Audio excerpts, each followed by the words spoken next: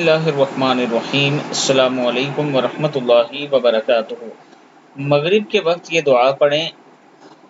آپ صلی اللہ علیہ وآلہ وسلم نے فرمایا، جو شخص بستر پر سونے آئے اور یہ دعا پڑھے تو اس نے گویا تمام مخلوق کی تعریف کو شامل کر لیا۔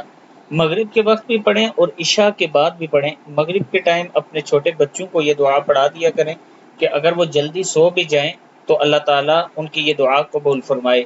الحمد للہ الذی کفانی وآوانی والحمد للہ الذی اطعمنی وسقانی والحمد للہ الذی من علی فافضل علی واسألک بعزتک ان تنجینی من النار۔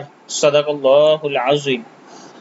یہ دعا خود بھی پڑھیں، مغرب کے بعد بھی پڑھیں اور عشاء کے بعد بھی پڑھیں، اور بچوں کو کوشش کریں کہ مغرب کے ٹائم ایک مرتبہ یہ دعا آپ خود پڑھا دیں تو اللہ تعالیٰ کا خاص کرم ہوگا۔